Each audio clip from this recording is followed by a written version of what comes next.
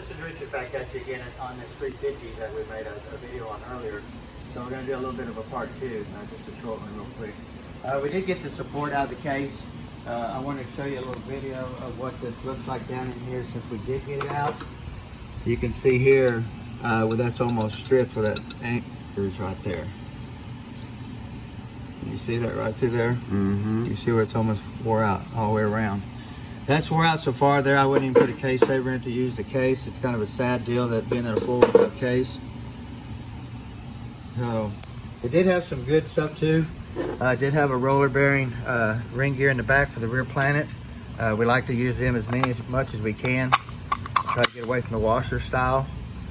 So it did have a narrow sprag in it.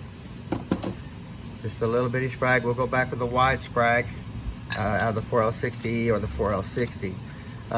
But you also want to remember, I talked about this land being thick or thin. Anytime you go changing parts, even on a 350, 700, anything like that, that land will make a difference when you go grab parts out of the trailer. So this here is a thin. We'll go get a thin one, but with a wide sprag.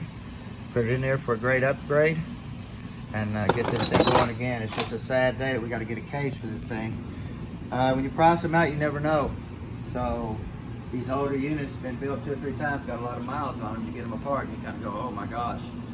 But we'll find him a case and get it back together. So,